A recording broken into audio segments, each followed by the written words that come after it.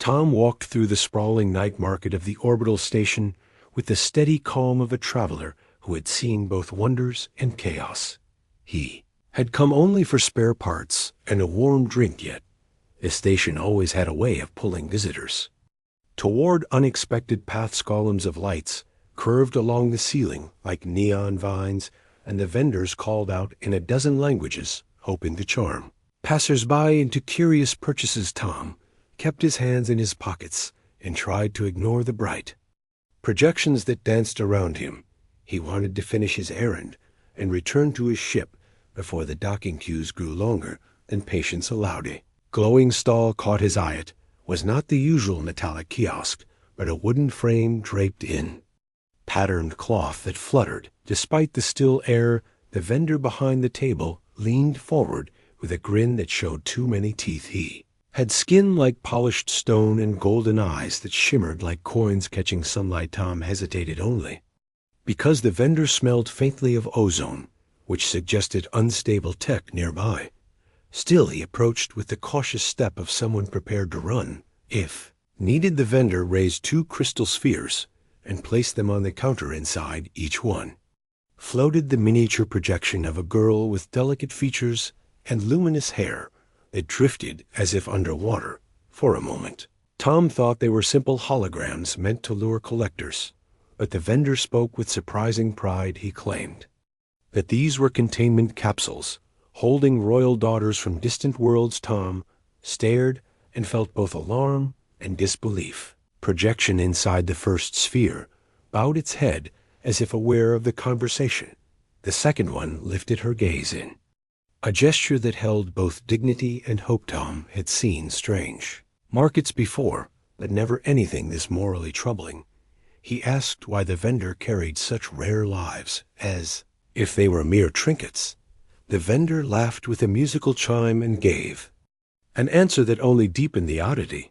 He said it was a simple promotion: buy one and get one for 2. Tom frowned at the mistake in the offer, but the vendor waved his hand and insisted it was the best bargain on the station. Tom continued questioning until the vendor explained that the capsules were part of an ancient diplomatic tradition in which families offered guardianship during times of political crisis. If the tradition was real, then refusing might condemn the girls to a worse fate. In the chaotic lanes of black market trade, Tom felt a quiet weight settle on his thoughts.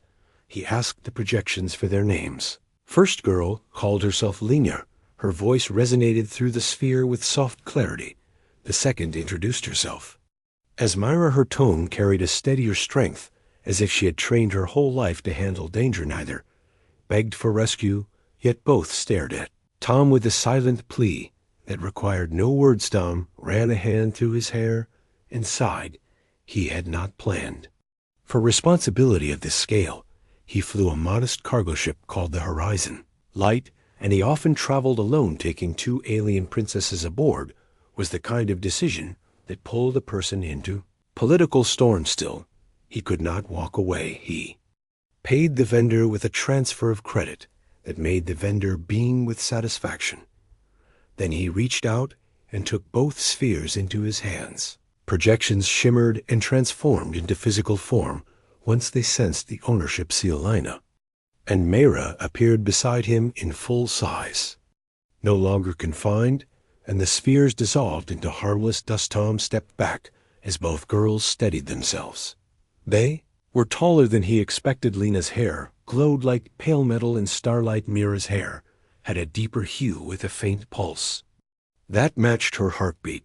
Both wore light ceremonial suits that shifted in color with their movement. Tom guided them through the market while trying to keep a low profile. People turned to stare as the 2 princesses walked beside him. Their royal heritage was unmistakable. Tom muttered for them to stay close. Lena stayed right behind him with careful steps, while Mira scanned the crowd with watchful eyes. Tom felt a strange mix of nerves and duty press against his ribs.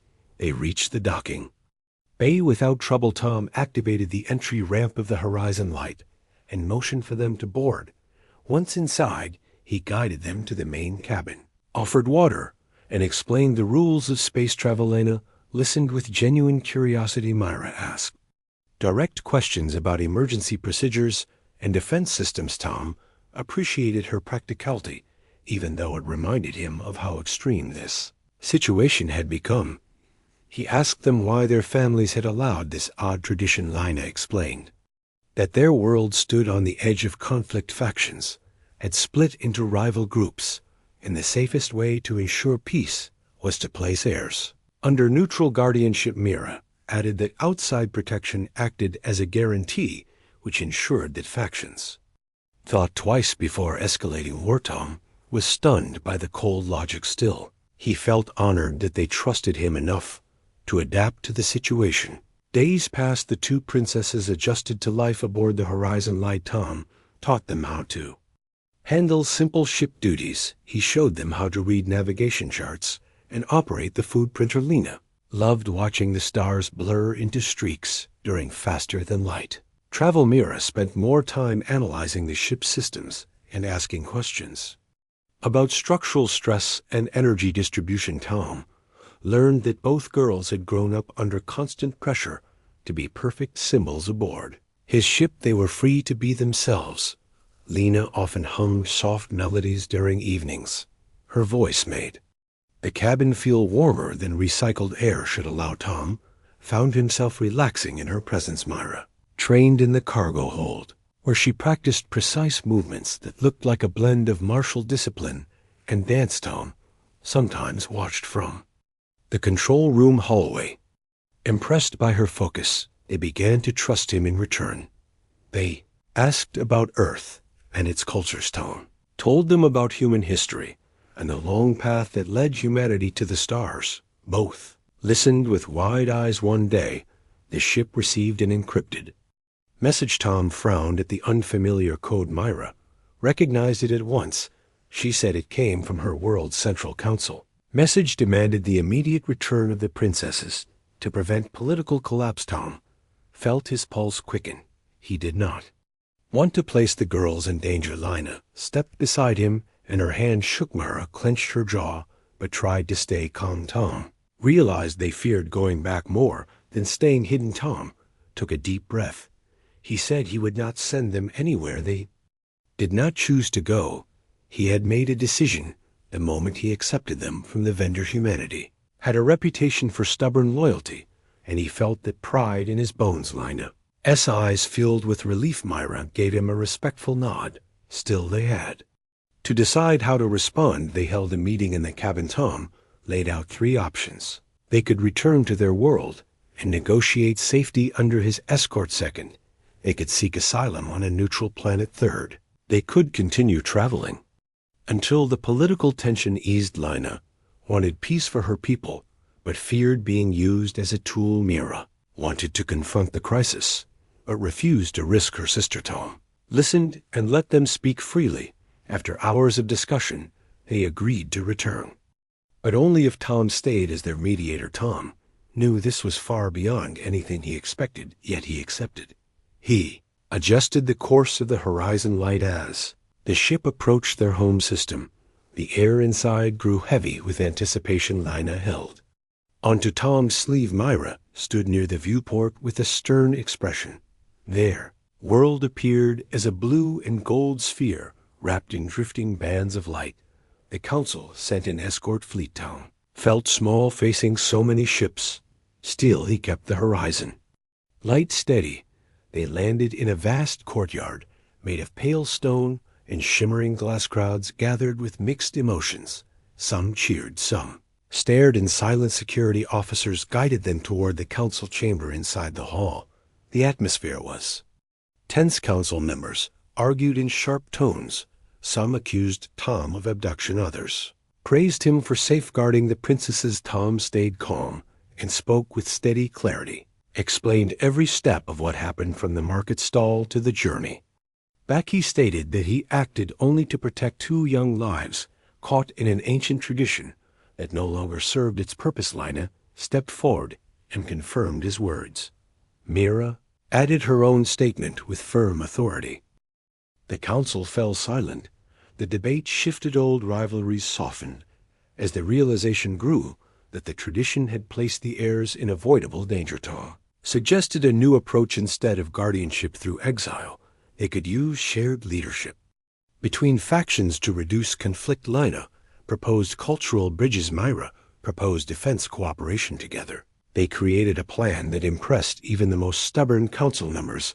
By the end of the deliberations, the council agreed upon a unity program. The crisis eased. The factions shook hands. The princesses were celebrated instead of contested. Tom felt the weight lift from his shoulders. The council offered him a diplomat title. He politely declined. He preferred the quiet freedom of space travel. Lena and Mira walked him back to the landing pad as the sun set across their capital city.